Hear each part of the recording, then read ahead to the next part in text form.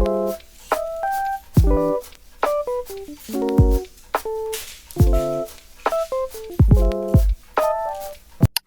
সবাইকে, কি খবর সবার? তো ফাইনালি আর একটা ভিডিও নিয়ে চলে আসলাম। আর সকালবেলা উঠে তো আমার অনেক বেশি খুশি লাগতেছে, কারণ আমার এসএসসি রেজাল্ট দিয়ে দিছে। আর তোমরা তো আমার রেজাল্ট অনেকেই জানো, কারণ আমি একদম পাবলিক করেই দিছিলাম। আমি লিটারালি এখনো পর্যন্ত বিশ্বাস করতে পারতেছি না যে এইটা আসছে। মানে এক্সাম তো আমার মোটামুটি আলহামদুলিল্লাহ অনেক ভালো গেছে, বাট কিছু সাবজেক্ট একটু খারাপ গেছিল, যেটার টেনশনে পুরো একদমই মরে যেতেছিলাম। আমি ওই দিন রাতে একদমই ঘুম হয় না। সকালবেলা আমি 6টার সময় উঠে বসে আছি, মনে হচ্ছে যে আমার রেজাল্ট দিয়ে দিছে। তো আমাদের তো রেজাল্ট দিছে 10 আগস্ট, তো ওই দিন একটু বিজি ছিলাম, সেজন্য বাহিরে যাওয়া হয় না। তো এটা আমরা গেছিলাম পরের দিন বাহিরে একটু ঘোরাফেরা করার জন্য। বেসিক্যালি আমার রেজাল্টের খুশিতে আমি যখন পড়তাম, আমি রাত জেগেও পড়ছি, আমি সকালে উঠেও পড়ছি। তখন আমি ভাবতাম যদি আসে তাহলে আমার রিয়াকশনটা কেমন হবে। লিটারালি যখন আমি দেখছি, আমি কান্নার ঠেলা আমি দেখতে পাচ্ছি না, কথা বলতে পারতেছি না, এরকম একটা সিচুয়েশন হয়েছে। বাট তোমরা তো জানোই আমাদের আশেপাশে কিছু উইয়ার্ড মানুষজন থাকে, তারা বিশ্বাস করতেছে না যে আমার এই রেজাল্ট আসছে। মানে মানুষ কত চিপ হয়, এদেরকে না দেখলে আমি জীবনেও বুঝতাম না। এনিওয়েজ, এসব কথা আমার গায়ে লাগে না। আমার আব্বু আম্মু খুশি হয়েছে অনেক বেশি, এটা আমার কাছে অনেক কিছু। হয়তো তোমরা নোটিস করছো ওই সময়টাতে আমি কোনো ভিডিও টিডিও দেই নাই, প্রায় 3-4 মাস একদম ইউটিউব থেকে বাহিরে চলে গেছিলাম, কারণ আমি চাচ্ছিলাম এরকম কিছু একটা আসুক যাতে আমার বাবা মা খুশি হয়।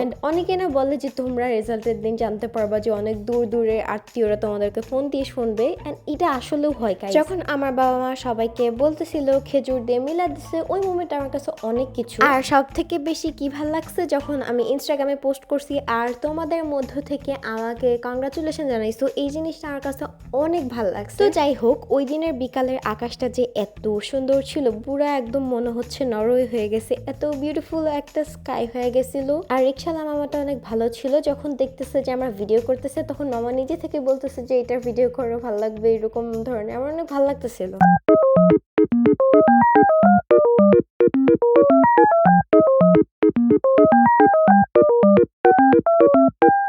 আকাশটা যে কি সুন্দর ভাল লাগতেছিল, যদিও ক্যামেরাতে ওইভাবে বোঝা যায় না, সামনাসামনি জিনিসটা আরো বেশি ভাল লাগে। তো এখানে আমরা আসছিলাম উত্তরা গণভবনের সামনে একটু চা খাওয়ার জন্য, যদিও অনেক ভিড় ছিল, সেজন্য আমরা আর যাই নাই পরে। আর এই যে টাওয়ারটা তোমরা দেখতেছো, এটা তো তোমাদেরকে মাঝে মধ্যে আমি ভিডিওতে দেখাই, আমাদের বাসার ছাদ থেকে এটা একদম দেখা যায় পরিষ্কার ভাবেই। আর এখানকার যে রাস্তার যে লাইটগুলো জ্বলতেছিল না, মামা আমাদেরকে বলতেছিল যে এগুলোর ভিডিও করে অনেক সুন্দর লাগবে, আমি এগুলো একটু করে নিছিলাম। এটা হচ্ছে বুধ বা শুক্র গ্রহ, এটা সন্ধ্যাবেলা পূর্ব আকাশে হচ্ছে সুতার মতো জ্বলে, যেটা আমরা ভুল করে তারা মনে করি। যাক ভাই, তাও পড়াশোনা একটু মনে আছে আমার।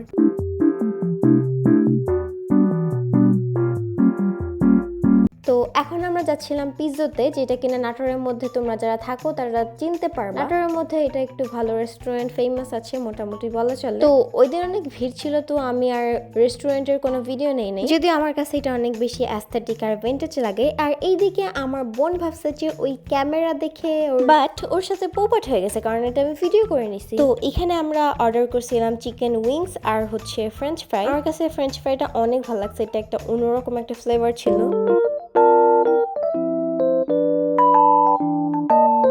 তো আমার কাছে ভিডিও করা থেকে খাওয়া দাওয়া ইম্পর্টেন্ট, যদি আমি খাইতে নাও পারি তো আমি খাবো। এখানে আমি তেমন কোনো ক্লিপ নিতে পারি না, আর ওই দিন রেস্টুরেন্টটাতে না অনেক মানুষ ছিল, তো সেভাবে কোনো ক্লিপ নেওয়া হয়নি।